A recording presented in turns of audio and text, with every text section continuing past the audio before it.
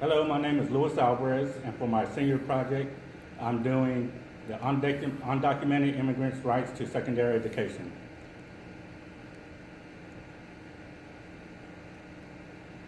And the reason I'm doing this is on campus I've heard students talk about illegal immigrants do not deserve educational rights to secondary college.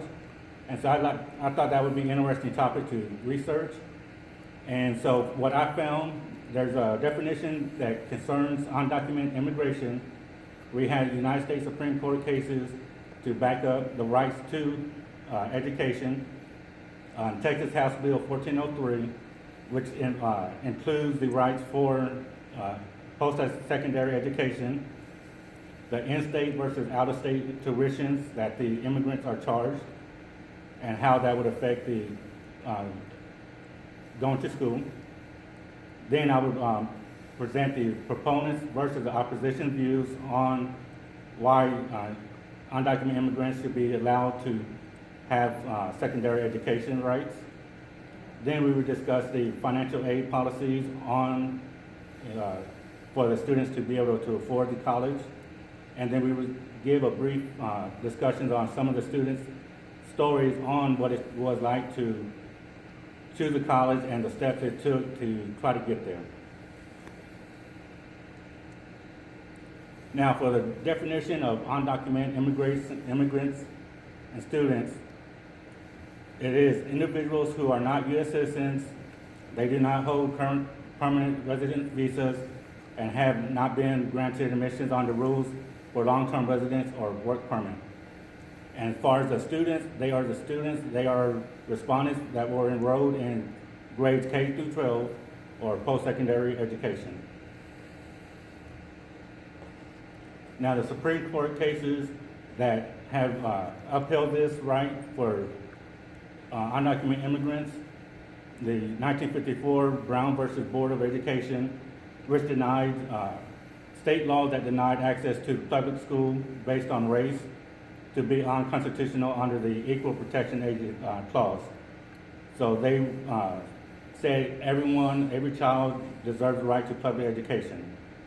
In 1973, San Antonio Independent School District versus Rodriguez, they tried to say also, so the Supreme Court said access to public education was not a constitutional right under the U.S. Constitution. In 1982, Plyer versus Doe, school districts could not deny access to public education and residents' children whose parents had entered the U.S. illegally. So that meant that no matter what the race or the citizenship of the child was, they were entitled to education from grades K through 12. Now, Texas House Bill 1403, which was passed in 2001, they allow undocumented immigrants eligibility to pay the in-state tuition fee versus paying the out-of-state fees. And they had criteria for this to happen. They had to receive or get the equivalence of a diploma from the state. They had to reside in the state that they received this diploma or equivalence of it for 3 years prior to the day that they received it. They had to register in a higher education institution that was not prior to 2001 of the fall. And also they would have to provide the institution with an affidavit that they were applying to become a permanent citizen. And so this would establish that they were going to become a permanent resident. Then this would allow for them to go to college using the in-state tuition fee. And the reason this is important is because the out-of-state fees are way much more higher than the in-state.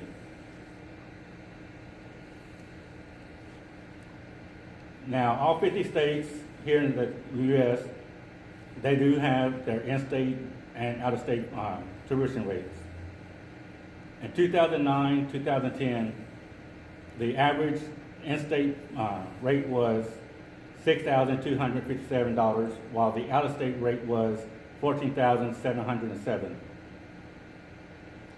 So if financial aid is approved, it gives a better chance for someone to attend higher education institutions. And at this rate with the immigrants, if they are not allowed financial aid in any kind of forms, they're going to have to pay that higher rate. And as a struggling family who could barely afford their house lot, living on weekly rate, paying a higher rate is going to make it more difficult, so it becomes difficult to send a child to college. Now the proponents versus the opposition's views, proponents such as the DREAM, it's the Developmental Relief and Education for Alien Minors. What they would like to do, they would like to set up guidelines on how they would have to go about to be approved for such as good moral characters, residents, and so on. And so they would like to set it up for federal, where these children, they could be qualified for the federal aid program and other federal aid possibilities, whereas the House Bill, Texas House Bill 1403, would just allow in-state financial aid. So there's a difference on federal and in-state. But the DREAM program, they would like it to be federal, but they have yet to get it passed in Congress, although they are trying yearly to get this passed, but Congress will not pass it. And so otherwise, illegal immigrants or undocumented immigrants are no longer able to receive federal financial aid. And then also other proponents, they center it on immigration support.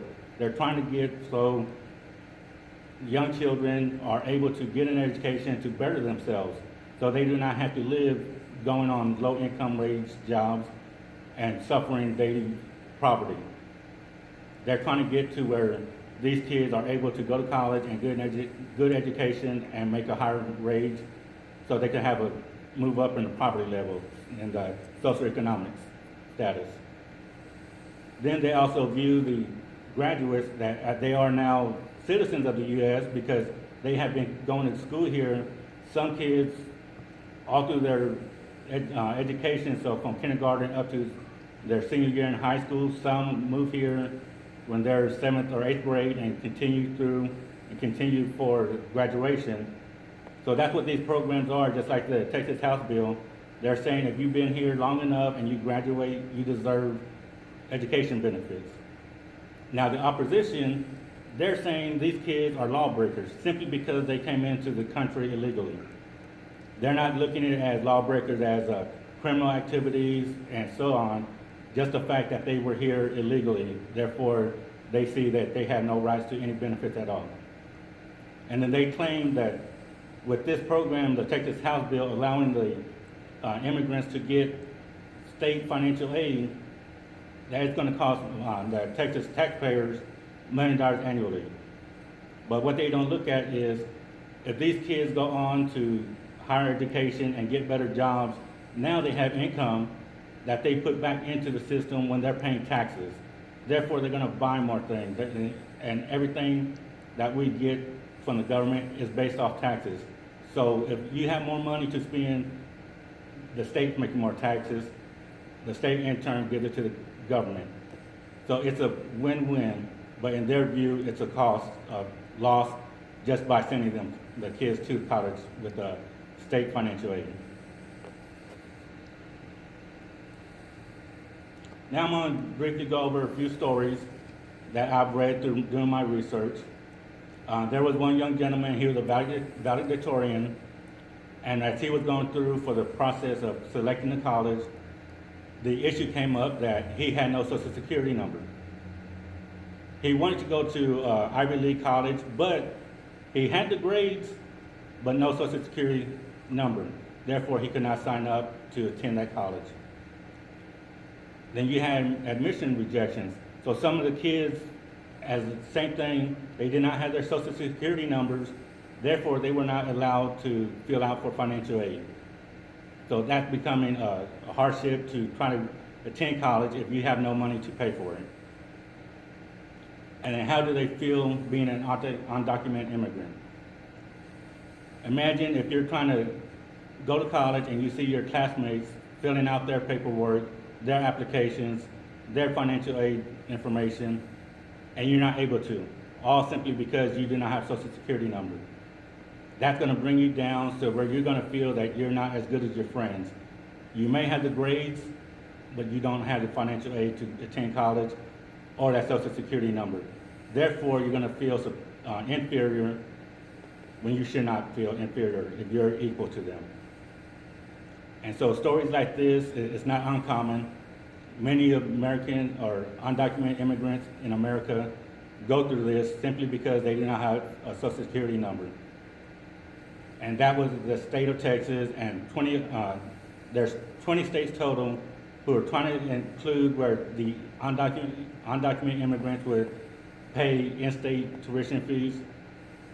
And they're trying to give these kids a hand up, not a handout, a hand up to get to better education to improve their life.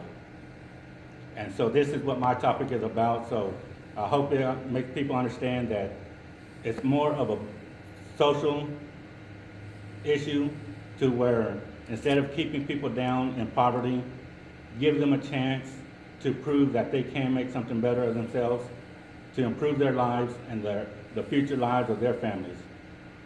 Thank you.